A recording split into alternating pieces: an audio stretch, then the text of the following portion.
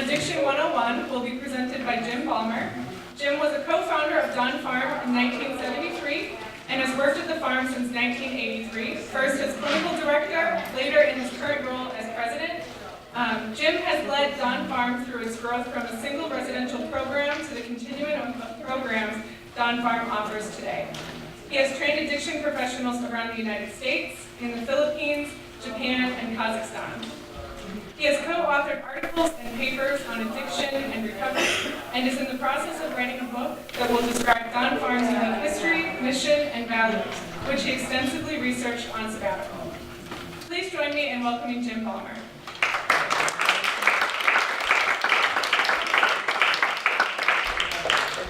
I should have said something along the lines of the slow process of writing a book. How y'all doing tonight? Good. All right.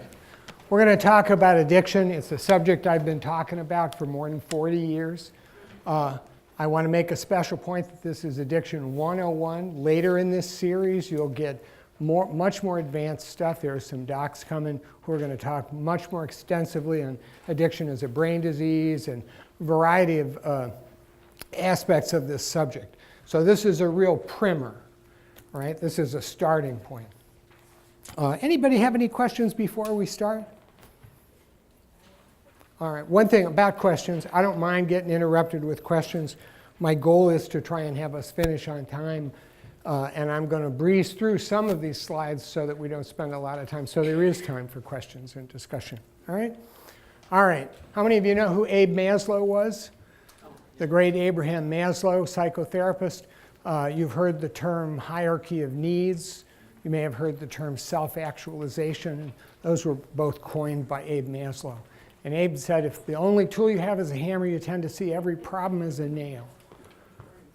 So what does that have to do with addiction? If the only tool you have is a hammer, you tend to see every problem as a nail. Oh, this is not rhetorical. I'm going to wait. What does this have to do with addiction? We see it as a one-sided thing. Well, if you only have one tool, right, it affects your ability to treat the problem, doesn't it? All right. Now, I'm hopefully going to expand your toolkit just a little bit tonight. I'm going to give you a little bit of information that'll help you understand the problem better. Because in order to have real tools to address this, you really have to understand what's wrong with people who suffer from addiction. All right, so here's my first example. Know what that signifies? That's the largest provider of addiction services, largest provider of services to people with addiction in the United States, right? Now, it is part of our lexicon, pointed at me, not at them. Part of our lexicon that addiction is a disease, right? We talk about it all the time. And yet, practically speaking, do we treat it that way? No. And as a matter of fact, we've really criminalized it over the last number of years, right? So understanding, this is a portrayal of how our country looks at addiction even today. Now, I know there are people in this room who have no idea what this is. But some of you will know that this is actually what we used to call a yellow pages. And I use this slide because it gives you a picture of something that existed 30 plus years ago. If we were to go back in time to the mid-'80s, you could open up a yellow pages in this town, and you could flip through page after page after page of treatment centers for addiction and alcoholism. And you could call one of them up. You could find one that looked good, and you could call them up, and you could say, I'm an alcoholic, or I'm a drug addict. And they would admit you. They would say, come on in, and we'll bill your insurance company. If your insurance company didn't pay, there was a pool of public money available that they could use to pay for your treatment. And they would send you through what was then the ubiquitous 28-day treatment model. Some of you may have seen the movie with Sandra Bullock. And if you went out and 3 months later you relapsed and you called them up and you said, I'm drinking again, they'd say, come on back, right? And some of them were better than others, right? Now, every community hospital in the United States 35 years ago had a treatment center. Every one, including this one. right? In this county alone, there were 5 inpatient treatment centers. Like I say, some of them were better than others. They're all gone. They're all gone. So contextually, one of the things you need to know about the addiction problem in this country is that 90% of the treatment that existed 30 years ago is gone. All the public funding is gone, or a decent percentage of the public funding is gone. And managed care, not that it's a long story we won't get into about why the field brought it on themselves, but managed care obliterated the addiction treatment program. The few that remain are very, very short stay, 10, 12, 14 days, which is bluntly insufficient to effectively treat addiction. And people know it. So again, having the right tools, understanding the nature of the problem, and understanding sort of the lay of the land. All right, this is an old definition of alcoholism. Alcoholism isn't a clinical term, it's a social term, but it's used interchangeably in American society. You can read the whole thing, and it's in your, those of you, have everybody gotten their slides now? The handouts? Okay. It's in there, you can read it at your leisure. The only thing I really care about is the first sentence, the first line of the first sentence, all right? Because we're trying to incrementally understand what's wrong here. Alcoholism is a primary chronic disease. What does primary mean? First thing. Okay, does that matter? Does it matter that that addiction is the first thing? Okay, well, if it's the first thing, then it's not the result of something else. Now, the good news for those of you who are parents is it's not the result of bad parenting, right? It's primary. It's not the result of underlying psychopathology. You'll hear people talk about alcoholism as treating some underlying condition. Well, we actually know a lot about addiction, and addiction is primary. It's the first thing. What's chronic? Doesn't go away, right? Chronic is something that stays and that requires ongoing care. Well, again, the only tool you have is a hammer. You tend to look at every problem like a nail. We live in an acute care system today, right? They do not treat, largely, I will argue that the farm does, but much of the treatment world does not treat addiction as a chronic disease. Okay, does this make sense? Yep. Okay. All right, so begs the question, what's a disease? Simply, the causal model has been around for, about 100 years. Simply, you take a cell or an organ or a system and you apply a defect or some kind of injury, and it has measurable symptoms. Pretty simple, right? And this is medicine 101. So, if I fall in the parking lot and I break my leg, we know what's been affected, the bone. We know what the defect is. I'm going to develop edema, swelling. I'm going to get red. I'm going to be in a lot of pain. They're going to take an X-ray, right, and see specifically what the condition is. And there's a protocol for care. There's a treatment regimen, right? And they'll set the bone and cast me up. And eventually I'll get better, and that problem will be gone. That's an acute model, all right? Now, diabetes is a little more complicated. There are multiple kinds of diabetes, and they're actually pretty different from one another. But clearly, we understand that what's wrong with people with diabetes is their pancreas. Their pancreas isn't functioning. Like I say, there are different ways, but something's wrong with their pancreas. Sometimes we know more about what the defect is than others. There's a lot we don't know about diabetes even now, but we have pretty measurable symptoms. We can detect whether or not a person is out of control. There's quite a variation in terms of what we call brittle people become, how symptomatic people become. There's real ranges. Some people who are easily controlled with diet and exercise. Some people, despite their best efforts, have real symptoms. All right. And we have some understanding of what's effective treatment, but some treatment works better than others. This is a chronic condition. All right. Different. Okay. Now, alcoholism. What kind of a disease is it? Number one, I would say, is it a brain disease? Is it a liver disease? Now, I'll give you my two favorite stories. I have a friend who's been sober a long time, and when she got picked up on the street in Plymouth, they actually thought that she'd had some kind of a stroke or something. They did not think she was intoxicated. And they put her in, they called in an EMT, and they put her in an ambulance and took her to Botsford Hospital, where an hour after they picked her up, scratching their heads at what was wrong with her, they decided to do a blood alcohol test on her.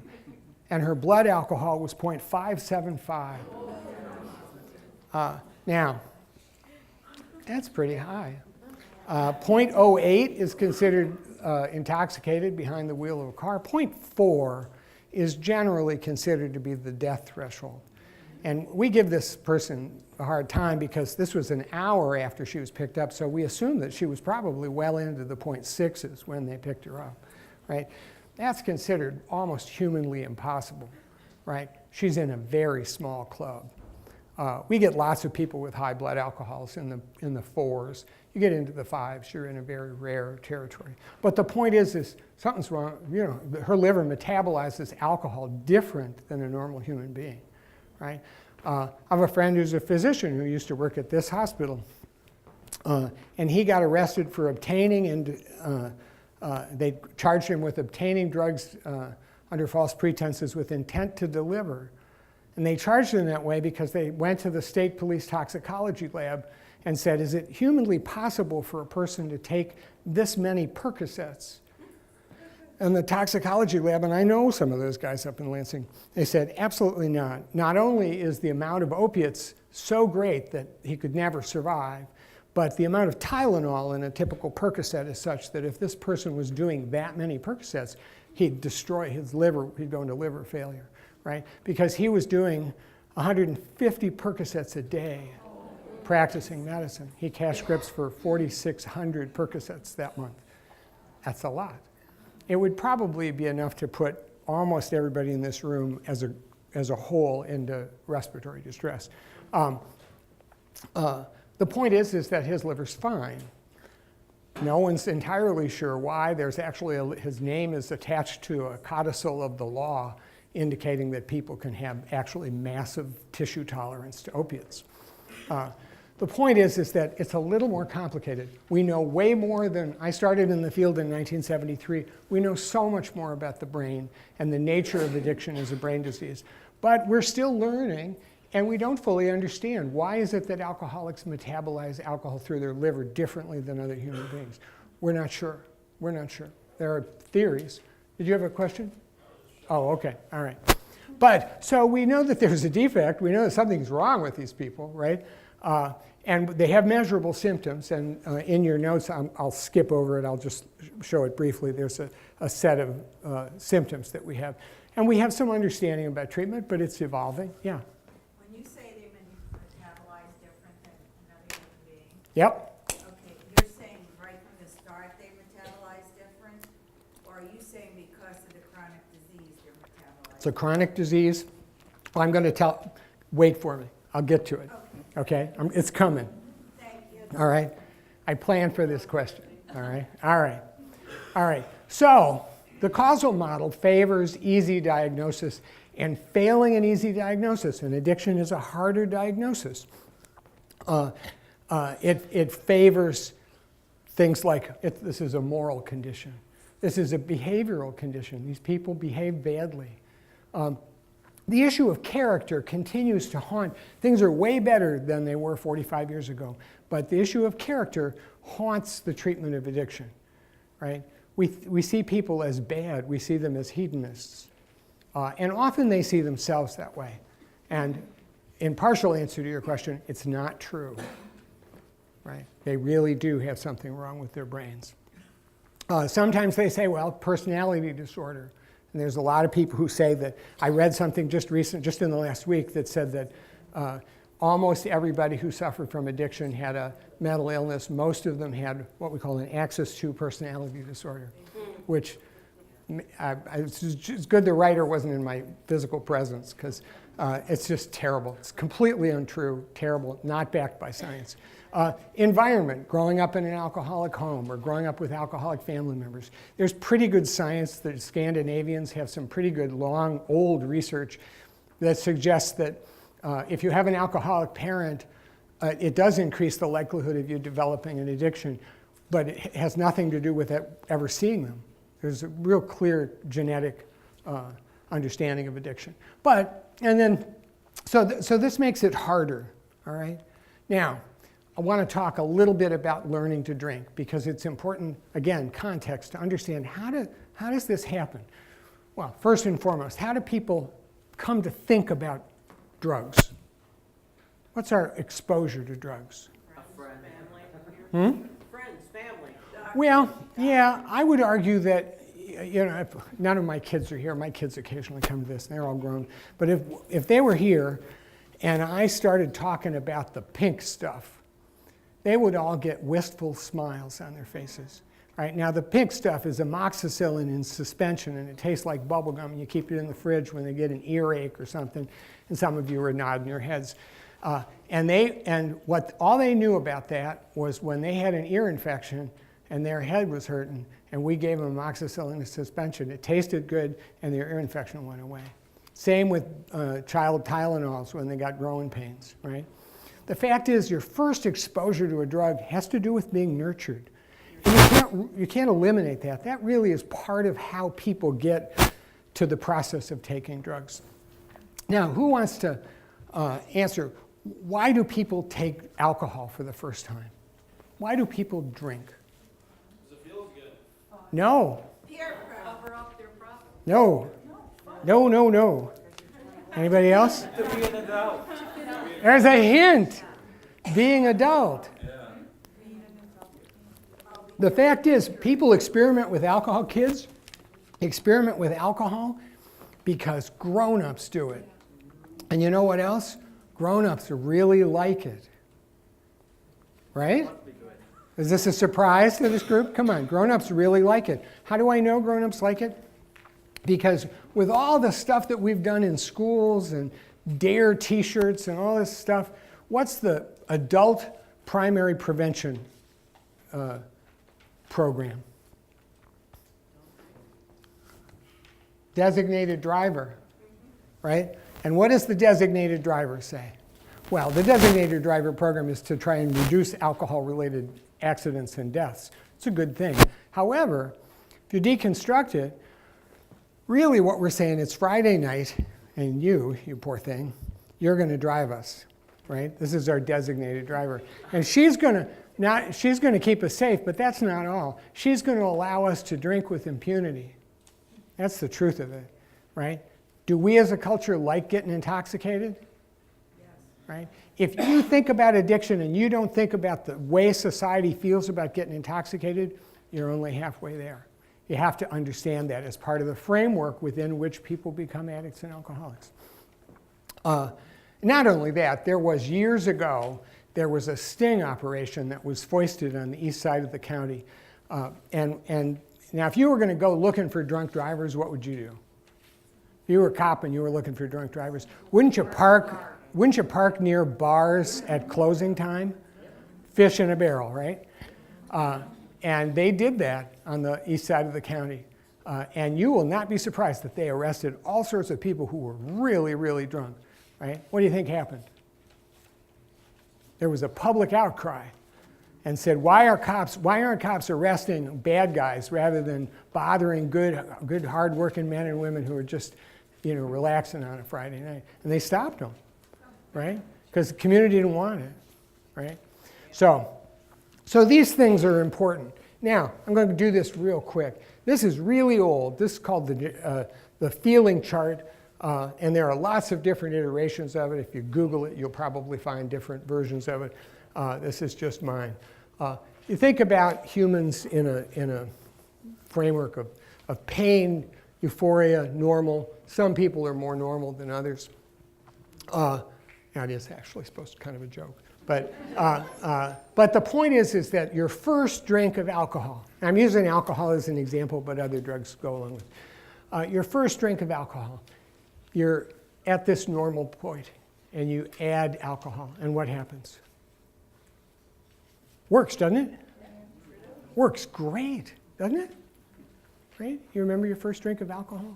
And maybe you were a little socially conscious, maybe you were nervous, and suddenly you kind of loosened up a little, you got more relaxed, you were feeling a little more social, and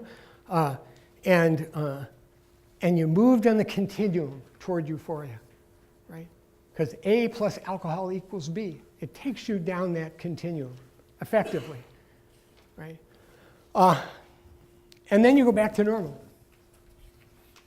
Nothing to it, right? How about the next time? Same thing. A plus alcohol equals B. Third time, fourth time, fifth time. My mother was 91 years old when she died, and that happened to her her entire life. She knew precisely how much alcohol would take her from point A to point B. She was not an alcoholic.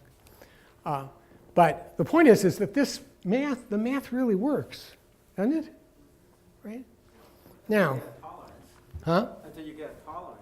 Well, except that lots of people don't get tolerant, right? Because alcoholics metabolize alcohol differently than other people.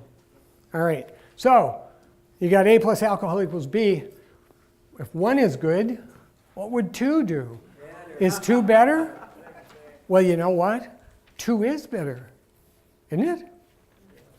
Right? I know that with 1, I couldn't dance. But if I had a couple of drinks in me, I became kind of a dancer, right? And if you get enough alcohol in me, I became a really fine dancer.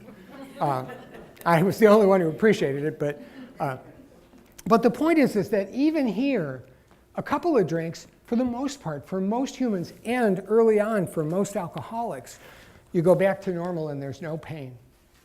There's no ill effect, right? This shouldn't be news to you. This should be part of your experience. All right, so now it's New Year's Eve or it's your birthday or something, and it's St. Patty's Day, and you say, well, if 1 is good and 2 is better, what would 5 do? Right? And you tie 1 on, and you end up down in euphoria, right? And it's wild.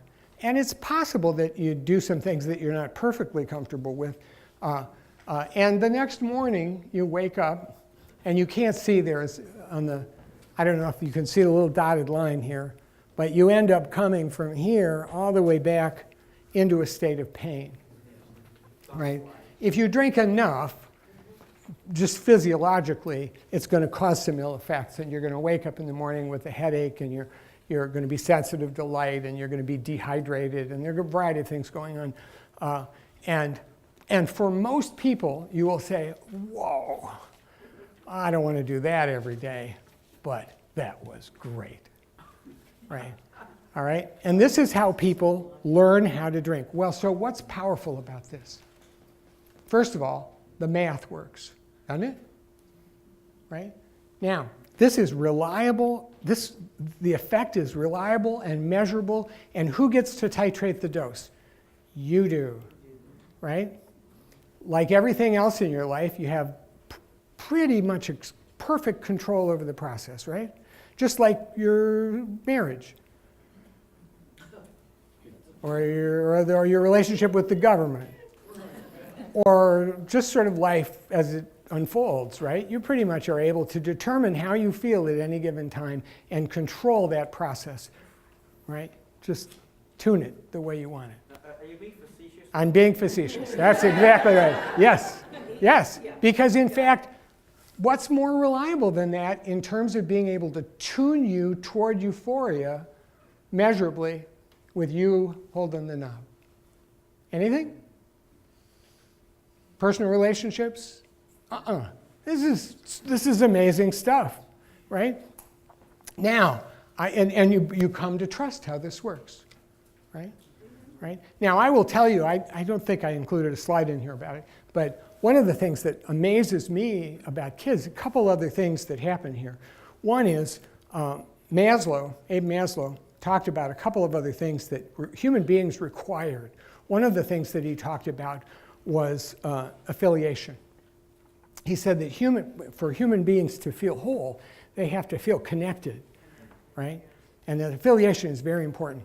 Well, it always amazes me that a decent percentage of high school seniors have actually not tried alcohol and drugs, right? Every now and then the U of M puts out their study and it says, here's how many kids are experimenting. Well, the number that always gets me is the number of kids who aren't experimenting, right? Because you think about it, your average high schooler wants to be affiliated, right? Wants to be connected, wants to be a part of. Well, how do you become a part of the stoners? Get stoned. Huh? What? Stoned with? One hit on a joint. Really? You want to join that group? All you have to do is smoke dope with them one time, right? So powerful draw for affiliation. All right, any of you play sports? A lot? I mean, what do you play? I used What'd you play? baseball, basketball. Were you good? Yes, How often did you practice? all the time. All the time, yeah. Any of you play a musical instrument? What do you play? Violin. Violin? How often do you play? Any good? Yeah, Yeah. How often do you practice? not enough, but at least once a week. Yeah. My wife is a pianist from the great University of Michigan Music School, and she plays all the time, right? Because for most things, if you want to be good at something, you have to practice. Think about it. For almost everything, if you want to be good at it, you have to practice. But not this, right? And in fact, we talk about mastery. Maslow talks about mastery. It's important for people to feel like they know how, they're good at something, right? All right. You can be good at this even if you're bad at this, right? The way you become good at this is you just do it, right? And as a matter of fact, if you're a 15-year-old high school boy, being bad at it is cool. If you drink and you puke all over yourself, it's all right, Joe, dude, right? So the attractions on that level are so powerful that whenever I encounter somebody who made it through high school and didn't experiment with drugs and alcohol, it's always kind of a miraculous thing because I think the cultural draws are so profound. Now I have to tell you, just so you know, again, context, about a third of the population, and again, I'm going to use alcohol as an example, about a third of the population of the United States does not drink at all. Did you know that? Now, the people who are affiliated with Dawn Farm, who are peppered through the room, are astonished, right? But that's because they never hang out with you guys. But about a third of the population, and there are teetotalers in there, but there are lots of people for whom it's just a non-issue. They just don't drink. About a third of the population in the United States. Of the remaining 2/3, about 1 out of every 8 to 10 people who drink will develop symptoms of alcoholism, of alcohol dependence. If you, based on some of the genetic stuff, if you have an alcoholic parent, that number drops to about 50%. All right. So again, to put it in perspective. All right. Now here's what happens. All those things happen for an alcoholic early on. There are the occasional alcoholic who drink, and the very first time out the gate, they have a blackout and they're burst into flame, and they end up in handcuffs or something. Those are the smaller percentage. More commonly, you get people who for a while experience the greatness of this math. And 1 is good, and 2 is better, and 3 is better. And it's a great thing. And then it stops working. And at a certain point, it stops working. And this gentleman talked about tolerance. And one of the things that happens to alcoholics is they develop tissue tolerance. It takes more and more and more of the drug to achieve the same effect. And so what ends up happening in terms of this math is that this doesn't work anymore, right? So instead of 1, it takes 1.5 drinks to get from point A to point B. And that continual process, and they have trouble biologically, but also emotionally, they begin to pay a price, and their state of normal moves from this relatively normal place back into a state of pain, right? So that by the time alcoholism develops, this person is no longer drinking or using to develop euphoria. This person is drinking or using to stay normal, right? Does that make sense to folks? And is that the anhedonia that they... Yes, right. Yeah, the operative word is alcoholics are anhedonic, and I'll talk more about that later. Unfortunately, the part of the brain we're going to talk about tonight is sometimes called the dopamine pleasure pathway. It's an unfortunate term. It leads people to believe that addiction is about pleasure, and it is, but not in the way you think.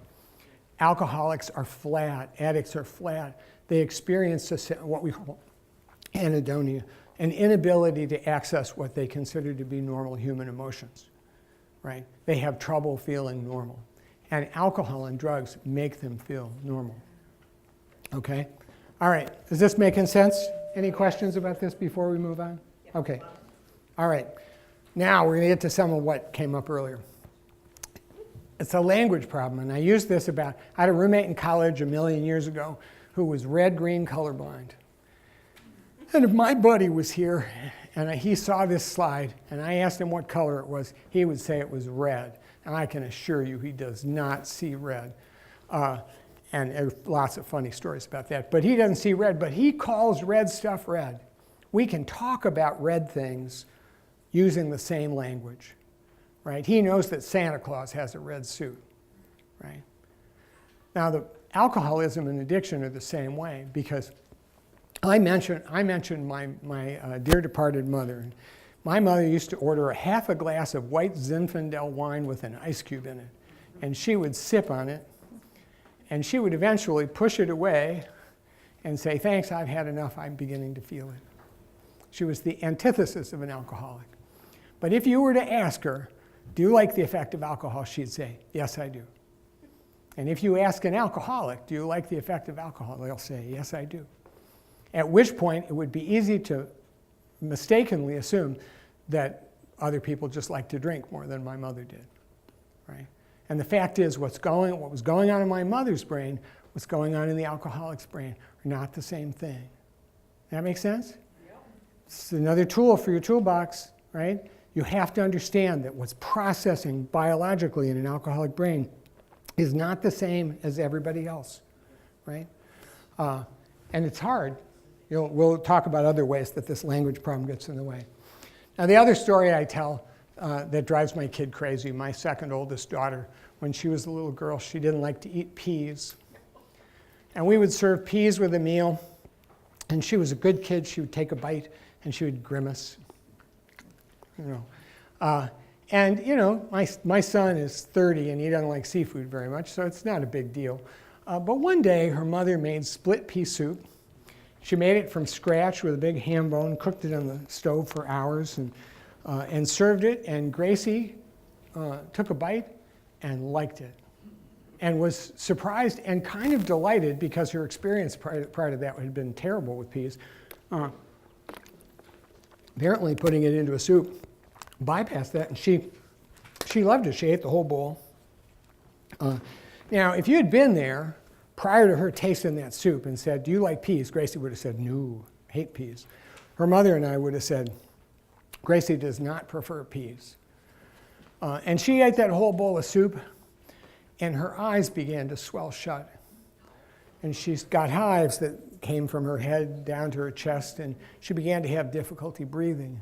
We took her to urgent care, and how many years later, she was 8 or 9 then, and she's still to this day allergic to peas. Legumes, chickpeas, lentils, certain beans, and peas. Now, the point of that is that up until that moment when we fooled her with a soup, everybody thought she was making a choice, including her, and we were all wrong, right? She thought she just had a preference, right? Now, the difference between her and an alcoholic is that she had a mechanism, we now know, she had a mechanism in her mouth that said to her brain, "Stop right now, or you're going to be really sorry." And somehow we bypassed that little trigger mechanism when we made it into a soup, right? Now, an alcoholic's trigger says more, says this will solve your problem, says use despite consequences, says use in ways that replace other things. If soccer practice gets in the way of your ability to drink or use, you quit the soccer team. You stop. One of the characteristics of the life of an addict or an alcoholic is their world gets smaller until they start to discard the things that get in the way of them being able to maintain that relationship. Again, back to the feeling chart. Why? Another non-rhetorical question. Why? Right? Because they're fighting to stay normal, right? Right? They're drinking, they're using to try and maintain some sense of equilibrium, some sense of normalcy. Okay? All right. Now, I won't make you all do it, but I heard a guy once say that if you got everybody to point their fingers from the front of your ear to the center of your brain and right between your eyes, that's the center, that's what we used to call the midbrain, the mesolimbic pathway. You may have heard of the little cluster of organs, the nucleus accumbens. You may have heard of the amygdala.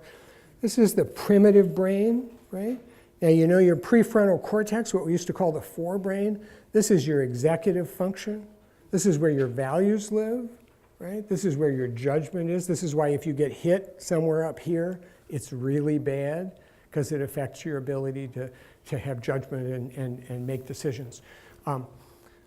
This is the driver of the bus. This is the primitive, instinctive, what we sometimes affectionately call the lizard brain, the reptile brain. This is fight or flight. This is the place where that happens. This is primitive appetites for food and sex and sleep, right?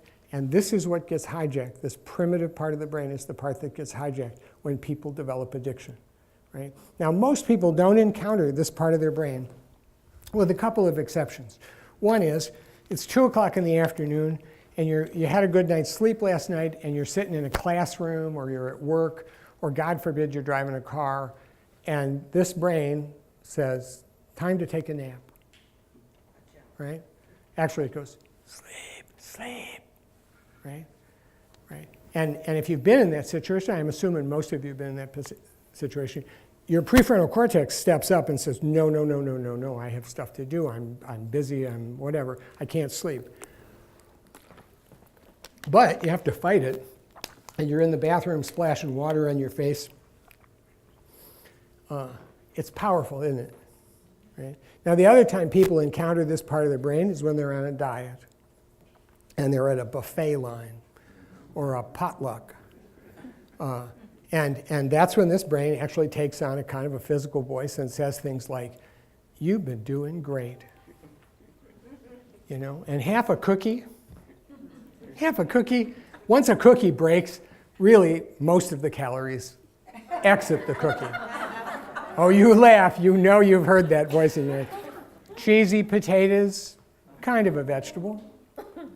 And Jess does this to me every time I do this. Jess and I have this conversation. You may have noticed she's got a lemon cake out there, and she does it because of me. Because I can walk in. Now it's selective. I can walk into the staff office, and somebody's brought in brownies.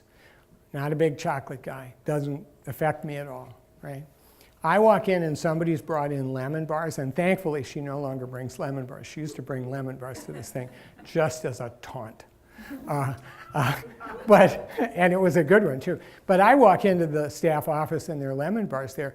My midbrain will talk to me, will say things that are really weird. Will say things like, you're the president of this company. If there's anybody who deserves a lemon bar, you do.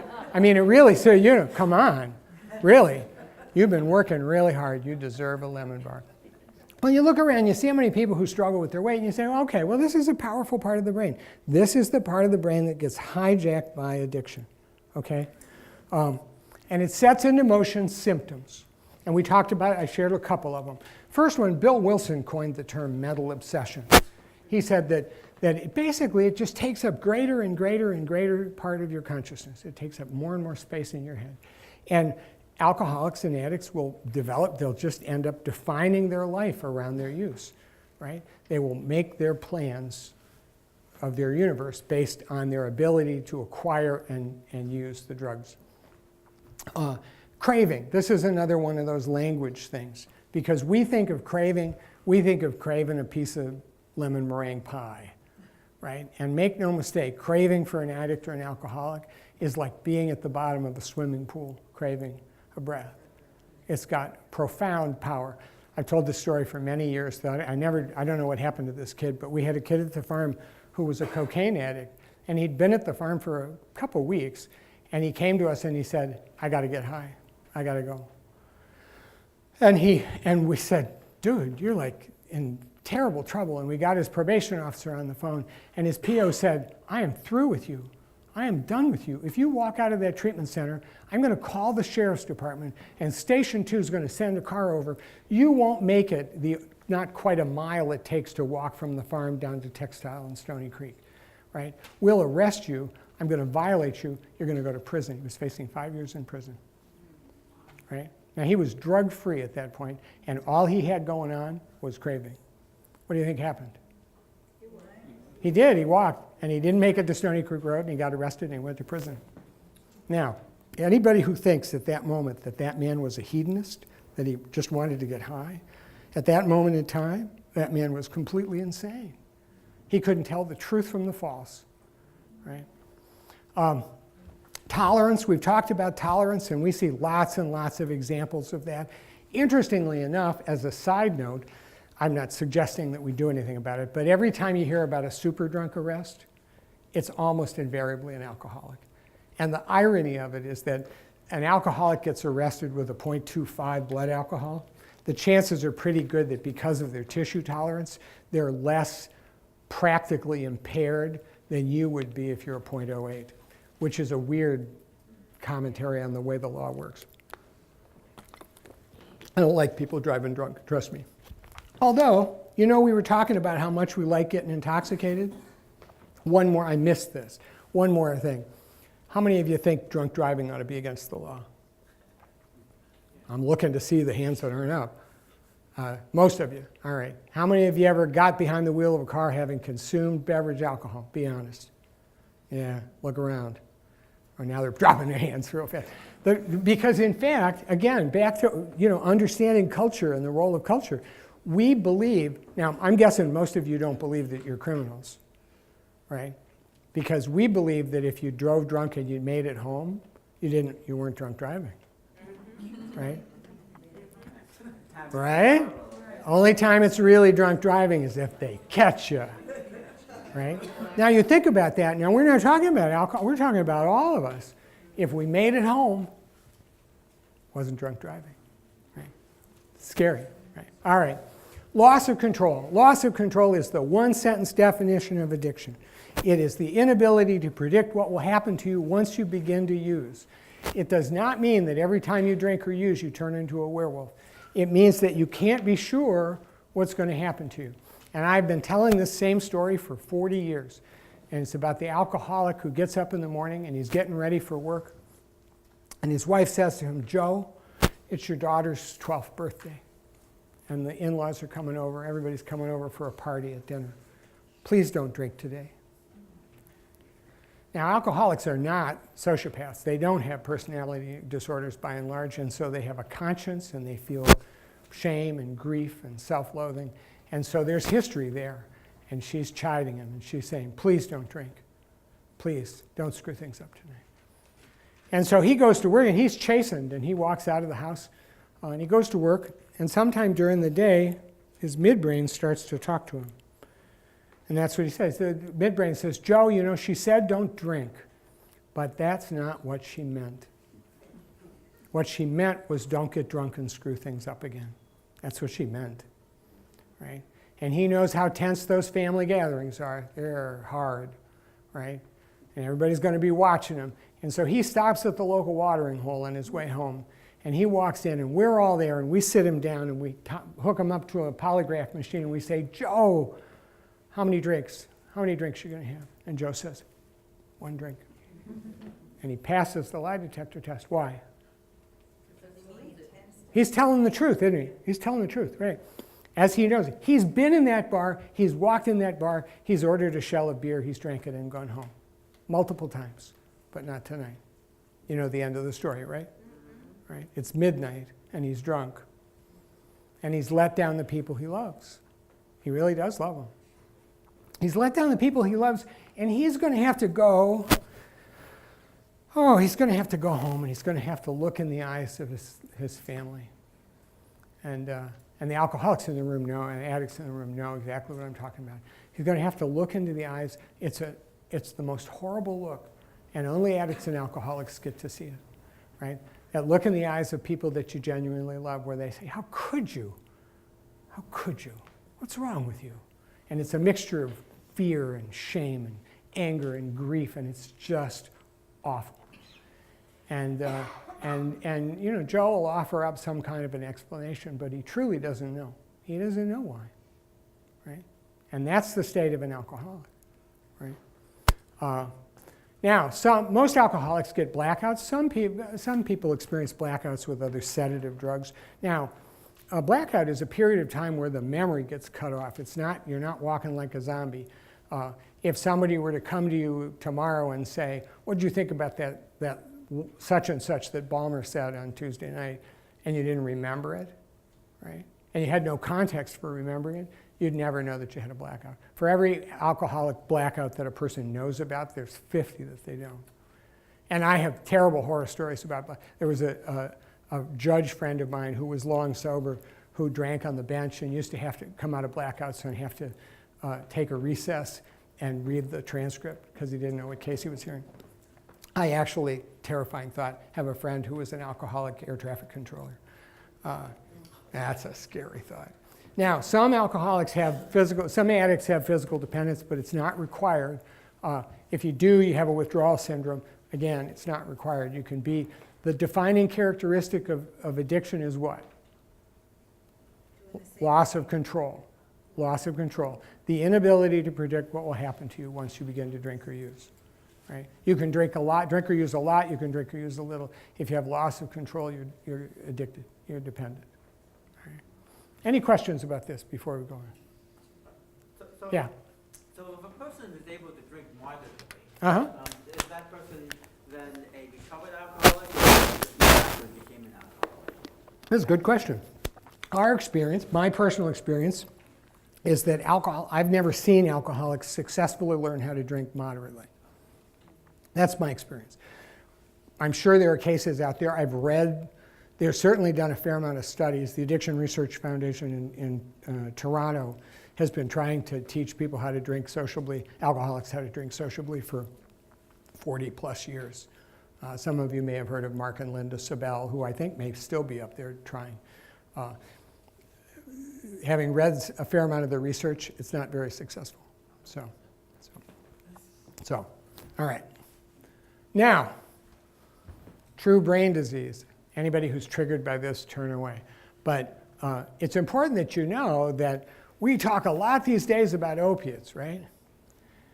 Would it surprise you to know that roughly 90% of the population, maybe a little more, when they take an opiate drug, my guess is that there's lots of people in this room who are in this position where they take an opiate drug, the room spins around and they feel queasy and icky and muddy and sick to their stomach and they don't like it. Did you know that? Almost everybody. Now, there are heroin addicts in this room who are in new recovery who are going, whoa, because that's not their experience, right? Because not only they take an opiate drug and they feel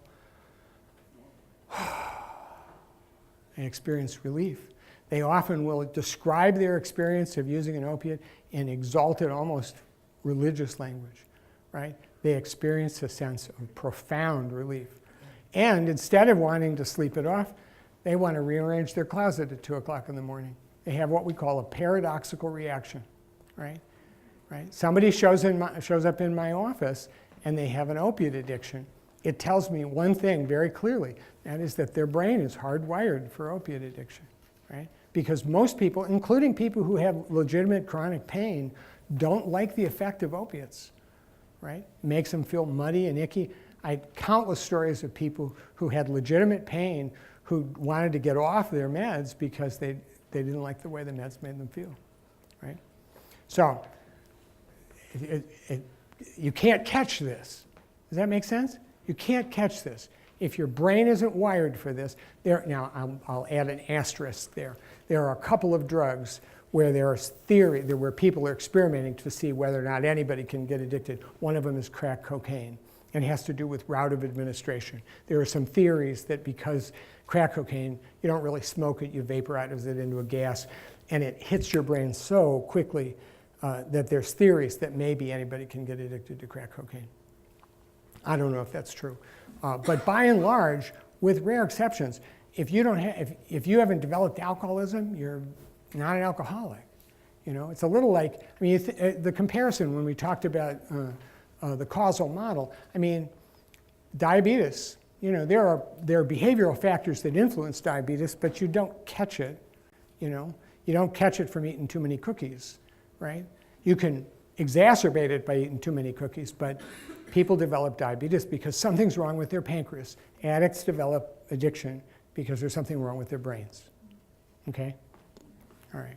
Now, I will tell you as an aside, not enough time here to talk about it. It raises all sorts of compelling questions about how we do social prevention in this country, right?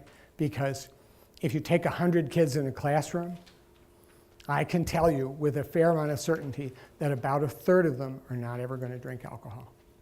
And of the remaining 2/3, 1 out of every 8 to 10 of them are going to develop an addiction, some kind of a dependency problem, right? Whether they get 10 years of drug education in school or none. Nature abhors the vacuum. We can't not do something, although I'd love to see some community try. But I think a good deal, I don't believe that prevention doesn't exist, that there isn't such a thing as successful prevention. Proof positive, none of us are smoking cigarettes right here, right? And that was unthinkable 35 years ago, right? So prevention does work, but the kinds of prevention that we systematically do to address this don't work. So, I had a question over here. yeah. I noticed you've been emphasizing the genetic kind of causation model. Uh-huh.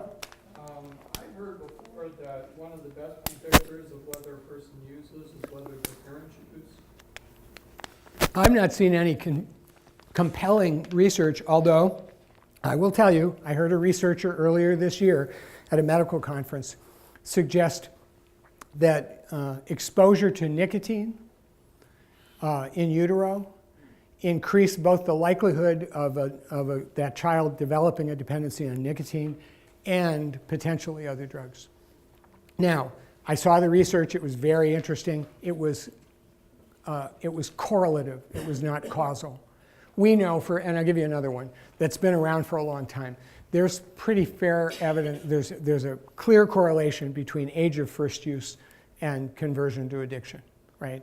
The younger a person uses, the greater the correlation to developing a dependency. Again, the problem, nobody's been able to demonstrate that it's a causal thing, right? But we know that if you have an alcoholic parent, it increases the likelihood of you developing a problem, but it has nothing to do with any contact with them. That happens whether the twin studies of Scandinavia are such. You can have never met your biological parents if you have a biological addict parent. Cultures where there isn't hardly any use. I mean, Well, another little persuasive anecdote is that there is a group of people who we used to think were more, psychologically tilted toward addiction if they were exposed to alcohol and drugs, and that was Mormons. The fact is there is a higher conversion rate for Mormons if they drink or use, right? They develop addiction at a higher rate than the general population. And for a long time, people thought that that was some kind of a conversion thing, that it had more classic sort of psychological underpinnings. And then somebody, I don't remember who it was, said, who do Mormons marry? Other Mormons, right? And so there's an argument out there that part of the reason why Mormons, that maybe back in the founding of the Church of Jesus Christ of Latter-day Saints, there was some evidence of people who had a propensity toward addiction, and you've got a closed genetic pool, or not exactly close, but close, right? And as a result, you're going to have a higher genetic propensity toward addiction. So. I urge you, I'm a research geek, there's lots of interesting stuff coming out. You need to be a discerning person. There's lots of bad research coming out too. There's some compelling stuff, there's some stuff that's completely untrue. We have a blog on Dawn Farm's website where half of our time is spent refuting stuff that's just junk science. So, did that help to answer your question, Sam? I have a question. Yeah. So you're just restating what you're saying. So you're saying that possibly we have two biological parents, Yeah. a mother and a father, Yeah. and down the line you had a grandfather or uncle, close genetics, right? Yeah. That were alcoholics. That could cause one of the children of that biological child to be alcoholic. Is that what you're saying? Yeah. Yeah, it runs in families. Right. Now, you get, diabetes is a great, diabetes runs in families too. Even Not, though these two parents, even though these two biological parents never drink. yep. Oh, yeah. Oh, yeah. Yeah, it can skip a generation. There's all sorts of permutations. And in fact, I will add the little sort of sociological piece. If you've got 2 children of alcoholics who are adults who raise children, they're going to have an impact that complicates their kids drinking.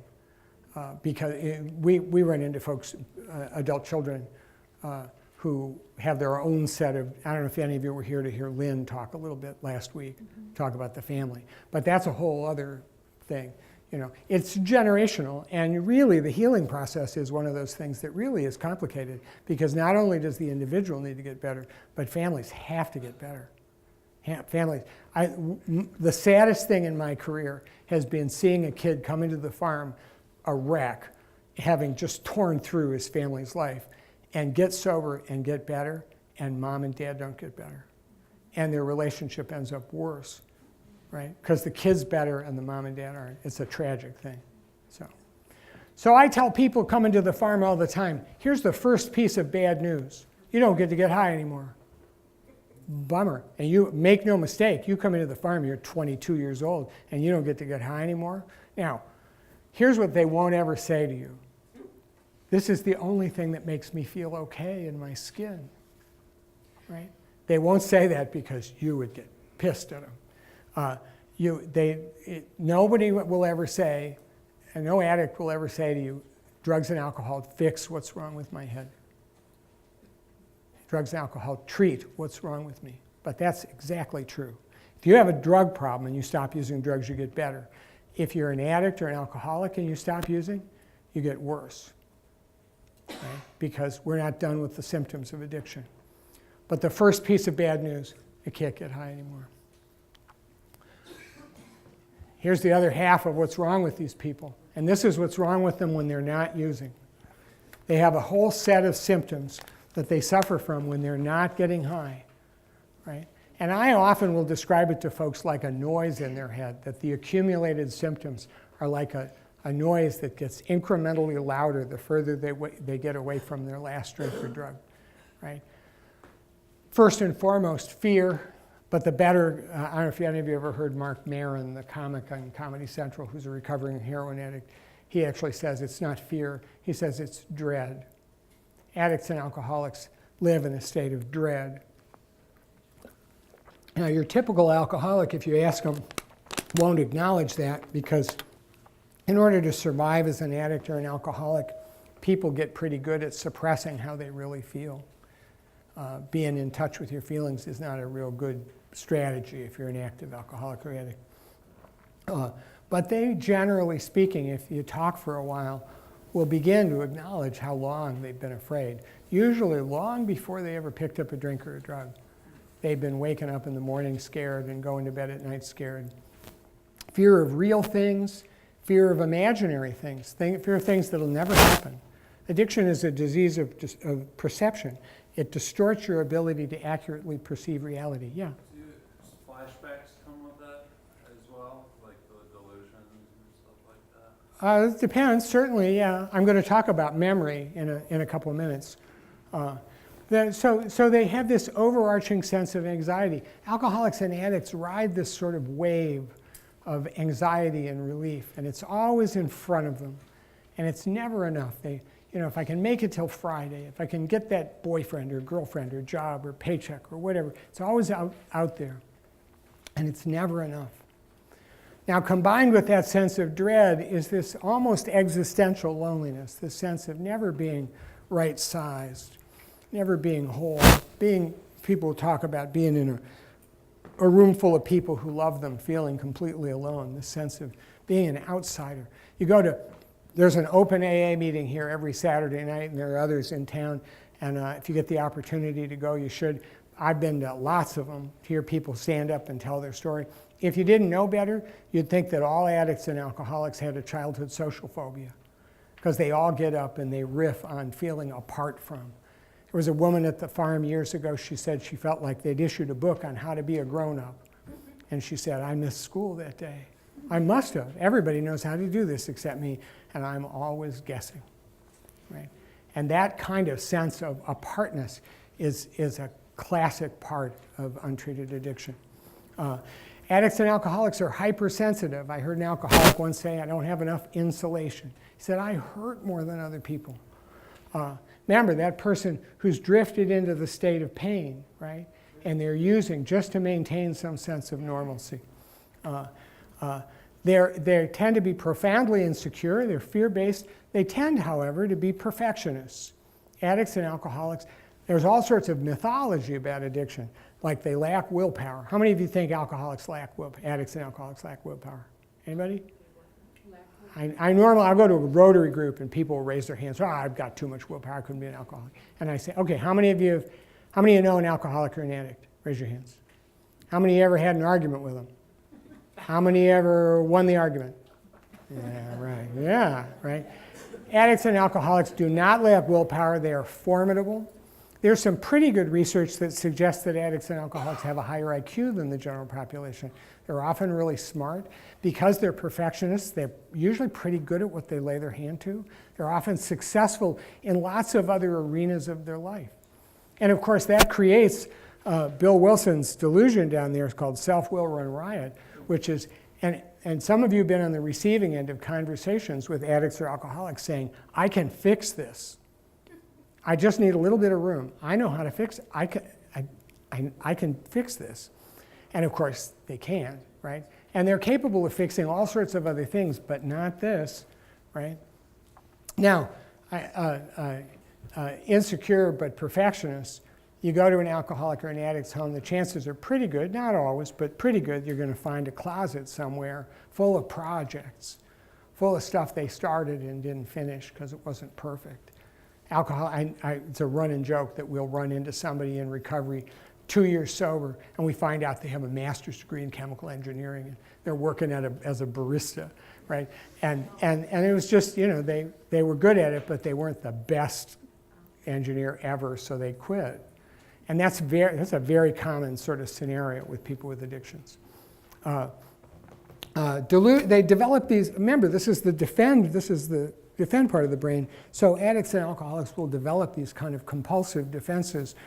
They rationalize their use, they minimize, they deny, they blame others, they blame you, they justify it. If you had my problems, you'd drink too. And they get pretty well defended. There's an old joke that recovery from addiction is a greater miracle than the resurrection of the dead, because the dead don't fight back.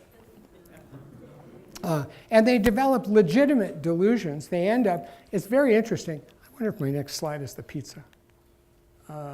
It's not, but if we get to the pizza, I'll tell you that story. They end up developing legitimate delusions where they end up believing things that are just functionally untrue.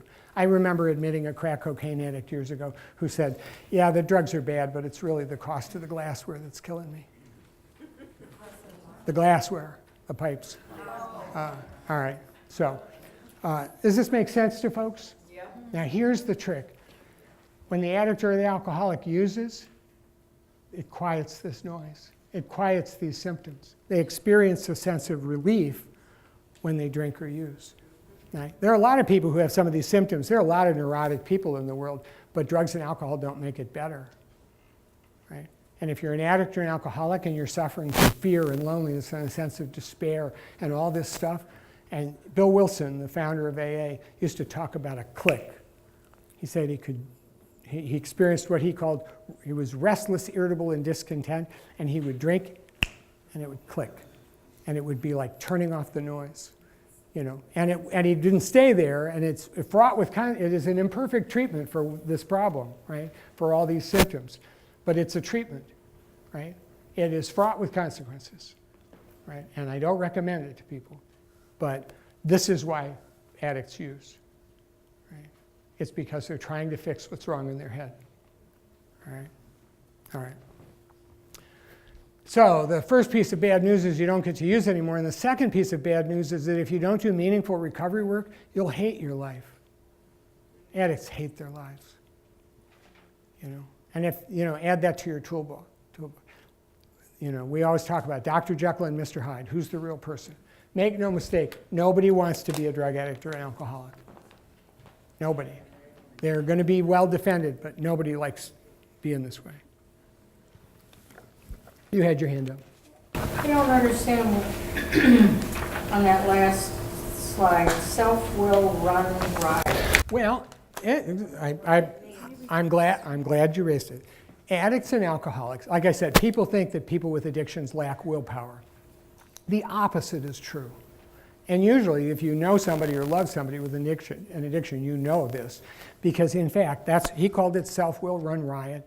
At one point, there's a quote in the Alcoholics Anonymous book that says that the alcoholic is a victim of the delusion, again, delusion, that he can wrest satisfaction and happiness out of this world if only he manages well. In fact, alcoholics are pretty much pathologically egocentric. They really, one of their delusions, they really genuinely believe if you guys would all leave him alone, give him enough room, he can work this out, right? Now, the fact that he's been trying for 15 years unsuccessfully through handcuffs and hospitals and everything else is beside the point, right? In the midst of that, alcoholics genuinely believe that they can fix themselves. Does that make sense?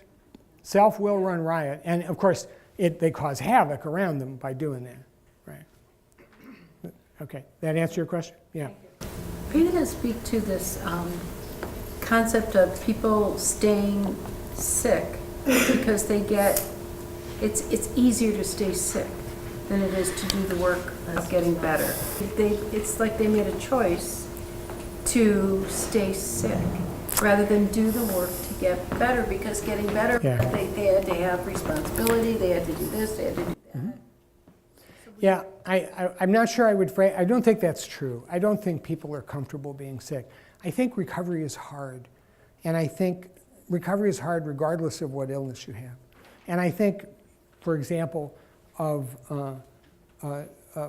poorly compliant diabetics who suffer terrible consequences. I've never met one who I thought was just comfortable staying sick. And so I think that that's not it. I think that, in fact, when your brain is hijacked, coming back from that is really, really hard. I mean, I think the truth of the matter is that this is a really bad disease, right? And it's utterly corrupting, right? And it terrifies people. It isolates them and keeps them from getting help, right? And unfortunately, that's why you see a lot of people who anthropomorphize, they talk about, I hate heroin, and the fact is this is a bad disease, and getting out of it is hard. And it's not the only one, It is interesting, I don't use the slide anymore, but if you compare the conversion and the relapse numbers from addiction to diabetes to hypertension, they're very similar. They're very similar.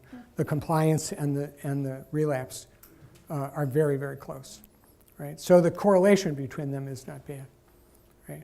Now, do addicts, and it doesn't mean that they abrogate responsibility. Addicts and alcoholics have to a diabetic has to change their diet and manage their lifestyle, and so do people with addictions. Now, diabetics need effective treatment of adequate duration and intensity. And so do alcoholics and addicts. And therein lies the dilemma, right? Because I will tell you, if you have diabetes, and this is going to be getting on my soapbox, I'll stay there for 30 seconds. If you're a diabetic and you're highly symptomatic and you show up at the emergency department about walking distance from here, and you're in distress, they will admit you, as they would at any hospital in the United States. And if you're an addict or an alcoholic and you're in the same kind of distress and you show up at that same emergency department, they will not admit you. And you know what they will say to you? We don't have any addiction treatment beds. Yeah. So that's the truth, I mean, you look at, well, why is this so hard? Well, it's hard, right? But the other reason that it's hard is that the absence of meaningful care. So. And along with the absence of meaningful care comes an absence of hope. we have a quote up by George Valiant at all of our sites in the farm. George Valiant was still ran spoke here last year as part of the Ed series. He shepherded the Harvard study, the longest adult male study in the United States. And he studied alcoholism. He's got 65 years worth of data about alcoholic men. And he says, if you're treating an illness for which there is no easy cure, first of all, treat them with hope. It is an integral part of our mission. Right? And I think, frankly, a lot of treatment available for people with addictions right now is predicated on despair.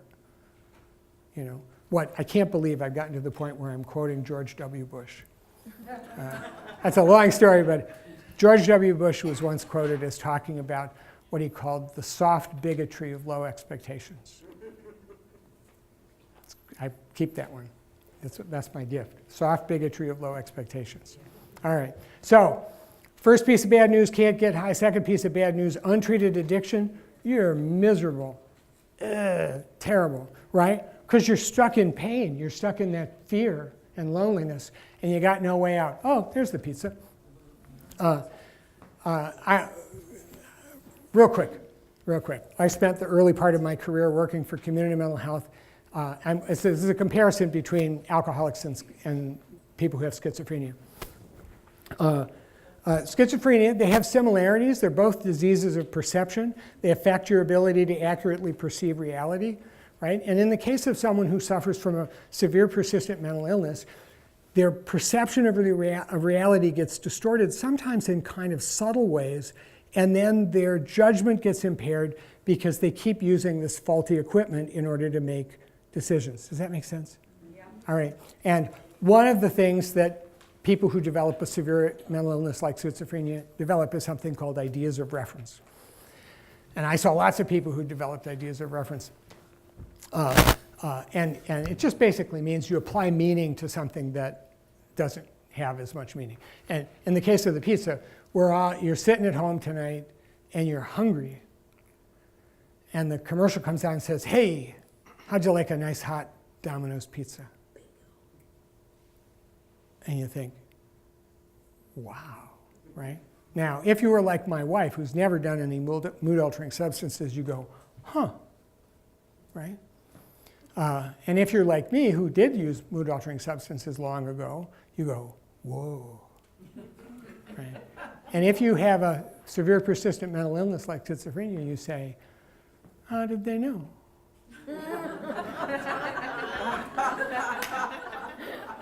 How did the TV know that I wanted a pizza right now? Right? And then you start to extrapolate. How did they know? Is it possible that wait a minute, maybe they were reading my mind? Why would they do that? Why would they read my mind? Maybe it's because I'm special. Maybe it's because they're after me. Now, that's a joke, but the reality is that you take people from 1,000 different demographics and you give them schizophrenia or another persistent mental illness, and they will end up with one of two primary delusions, either delusions of grandeur or delusions of persecution. And it's because slowly but surely their impaired perception has caused them to move in this direction where they applied meaning to something that was just a coincidence, right? It was just a coincidence, right? That's another joke. The point is that this develops over time. Now, alcoholism is the same way. Addiction is the same way. I have seen open talks by recovering alcoholics and addicts who came from every conceivable demographic. Highly educated, poorly educated, rich, poor, male, female, all races, everything. And they laugh at the same jokes. They become something new in the process of their addiction, and they're different. They're more like each other at the end of this development of their disease, right? Now, laugh at the same. Do you want to hear an alcoholic joke?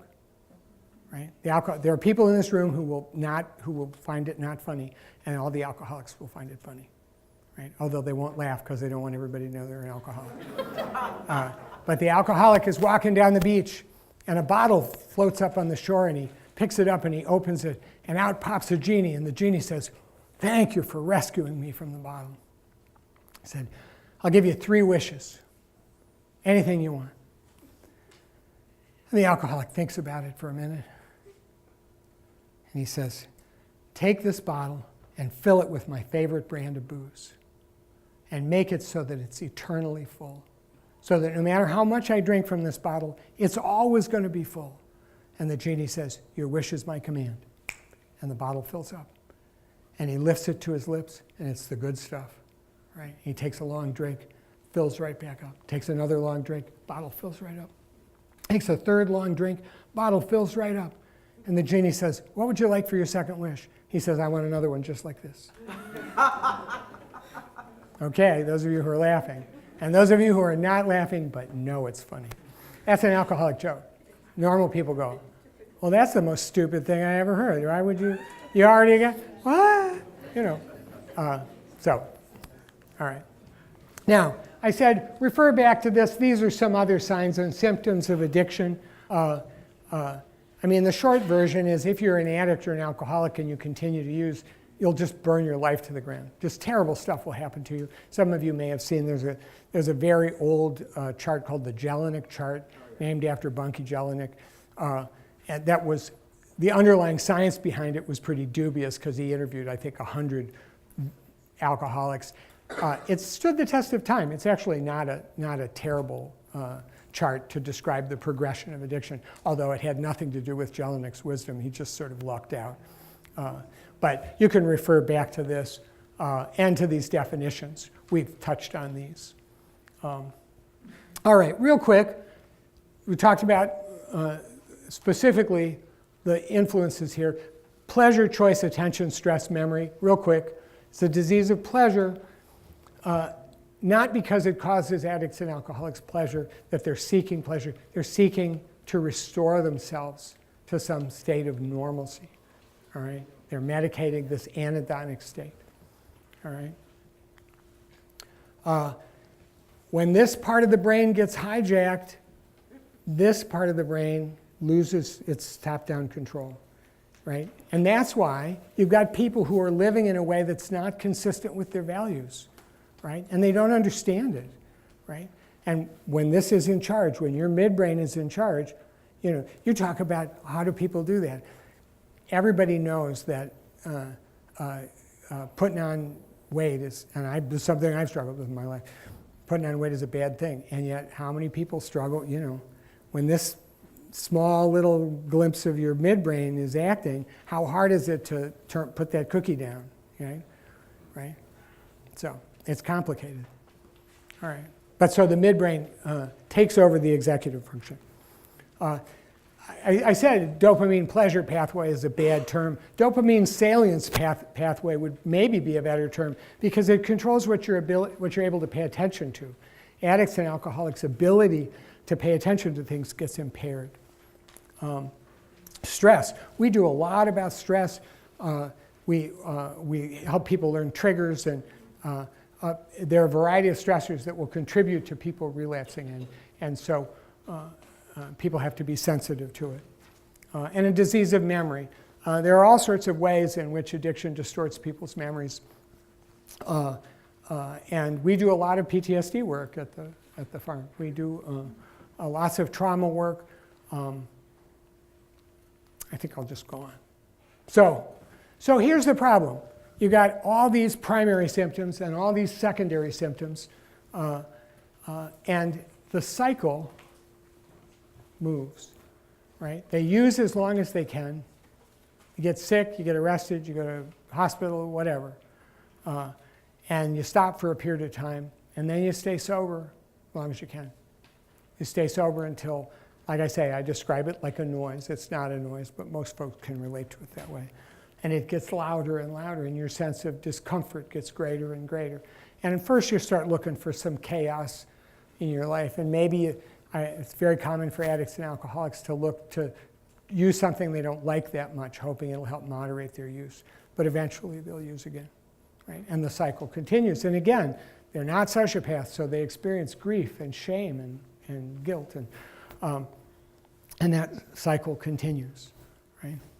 Can I ask you something? Yes. You said they're not sociopaths, but they act like it. Yeah, oh yeah, they act like character disorders, but they're not. And the proof of that is that once they're sober and in meaningful recovery, How long does that take? well, it depends on the person, but and we treat people in residential for 3 months, and make no mistake, 3 months after a person walks in our door, they're working some kind of a meaningful recovery plan for themselves. They're absolutely different. We routinely have parents come back after a month and say, I see my kid again, right?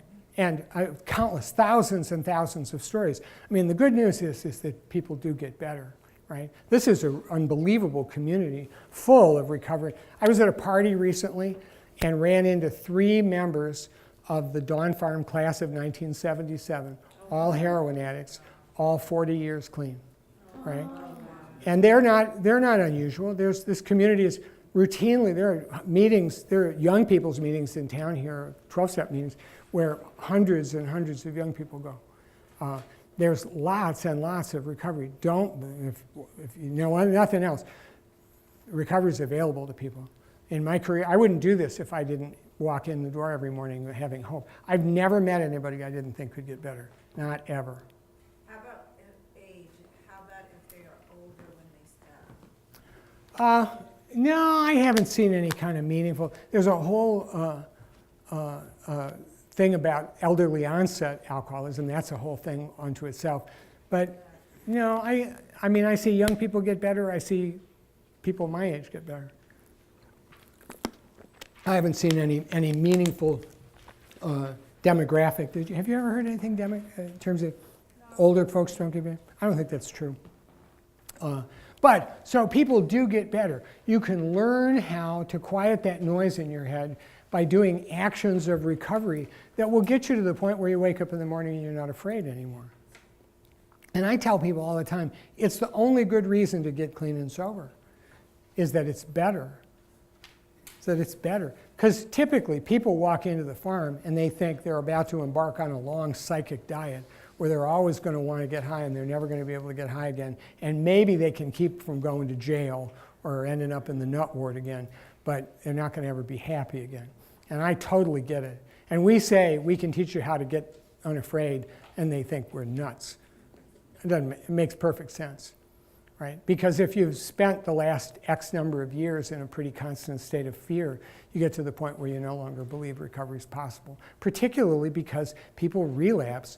And there's a guy in the recovering community who I know who I have now, after he's 6 years sober, I have now seen him sitting in a chair erect more times than I used to see him passed out on the sidewalk.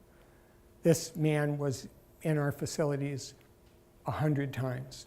He was in the local emergency rooms probably 300-400 times. He's sober 6 years. How can that be? I wish I could tell you, I wish I could tell you what it was this last time around that really tipped it. Boy, I would sell it. I don't know, I'd teach everybody. But what's the ingredient? The current, the other thing I'll leave you with, let me see what my next slide is. I'll do a couple things. You hear people talk about hitting bottom. We at Dawn Farm don't believe in hitting bottom. We think that's a false narrative. I know people who live on the bottom. I know people who pound on the bottom, bottom after bottom after bottom. Consequences are not enough to get an addict or an alcoholic better. What gets addicts and alcoholics better? Say that again, the last word. What gets addicts and alcoholics better? Their desire to get better. Hope. The currency is hope. Well, begs the question, where do you get hope? Where does an addict or an alcoholic get hope? Well, they get it from seeing somebody on the other side. They get it from encountering somebody on the other side who says, I have felt as bad as you do, and I got better. And if you do these things, if you follow this process that I went through, you can get there too. You can get to the point where you wake up and you're no longer scared. And you will find situations that historically meant you were going to get high and you don't get high anymore. Right? And it's not easy, and it doesn't, there's an old saying in the clinical field, if you walk 3 miles into the woods, There is no 1 mile trip out of the woods. You have to do the work. But people get better. One of the great aspects of our lives working at the farm is seeing hundreds and hundreds, thousands and thousands of people get better and go on. A couple of years ago, we lost our medical director of a gram-negative pneumonia, but he was the chief resident in psychiatry at the University of Michigan and a Dawn Farm alumni who came to us with less than a high school diploma. And his sobriety brought him, one of the most brilliant people I ever met. Real quick, a couple things. Support treatment and outreach. Support the stuff in your own community, whatever you can do to advocate for more available. I was at a meeting last night with board members, and we were talking about the fact that Washtenaw County has 20 sub-acute detox beds, and we do way better than lots of other counties. But this community has 20 detox beds. That's appalling. So if you want to get into detox, you're going to have to wait, right? If you're ready now and you really want help, you're going to have to wait, because that's just the nature that's the state of things. Prescription drug reforms, one thing you can do tangibly on the opiate, almost everybody starts using opiates in prescription form. If you got a bottle of Vicodin in your medicine cabinet and you haven't touched it since you had your surgery or whatever, take it down to the local police station and drop it off. Access is everything. Many, not all, but many people start using opiates through prescriptions, and then it becomes too expensive and they buy heroin. And heroin on the streets is cheap and good, and that's how it happens, right? Public policy changes. We've participated in efforts in the state. We now have a 911, what's the word for it? It's not amnesty, where if you call in an overdose, you won't be charged. If somebody overdoses, you call them, the cops won't charge you. So it makes it easier because we want people not to die. The use of Narcan, public policy, I think you're getting to the point where you don't need a prescription for Narcan, rescue drug for opiate overdoses. Every single one of our physical sites has Narcan. And frankly, if somebody leaves and we think there's a high likelihood they're going to possibly relapse, we'll give them a kit, because dead addicts don't get better. Fight stigma. It's so much better than it was 45 years ago, but it's not great. And the reality is that there still continues to be an enormous amount of stigma. I will tell you a horror story that just so you walk out of here stunned. If you're an IV drug addict and you get a corrupted heart valve from endocarditis, they'll give you a new valve once. If it fails or you get endocarditis again, the national standard of care is to deny you a second heart valve. They let you die. Now, we're not talking about a liver. We're not talking about a heart. We're talking about a pig valve, right? And usually the antibiotic care is more expensive than the process of giving them a heart valve. We just found this out in the last couple of years. The idea that it's just the idea of it. You think about that kind of stigma. This is 2017, folks, right? So do what you can to fight stigma. If I can interject. Yeah.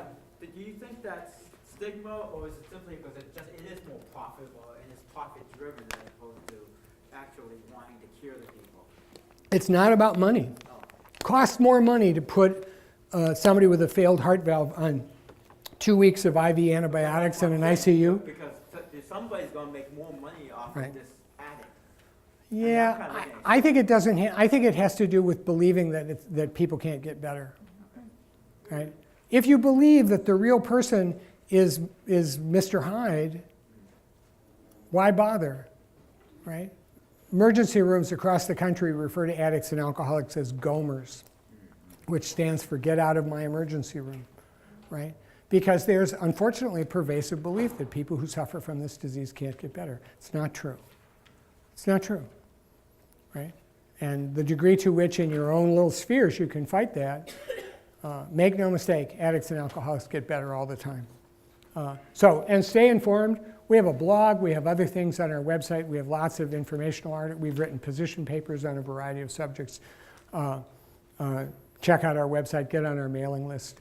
And my email's on there. If you've got other questions, send me an email. Any other questions before we quit? Thank you all for coming.